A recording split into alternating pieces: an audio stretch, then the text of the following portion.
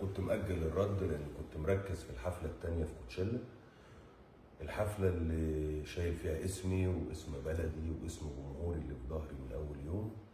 جمهوري اللي حافظني وكبرت قدام عينه عارف إن محمد رمضان عمره ما لبس واحدة ست لا في فيلم ولا في مسلسل، مع كامل احترامي للفنانين اللي عملوه. جمهوري اللي حافظني عارف ان محمد رمضان لبس حلق في فيلم وكليب، ولكن في الحقيقه عمره ما لبس حلق ولا عمره هيلبس حلق.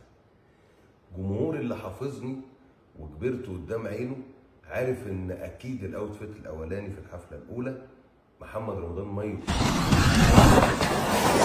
يقصدش انه يطلع بالشكل اللي اترجم بيه على السوشيال ميديا. احنا كان الغرض انها تبقى حاجه فرعوني.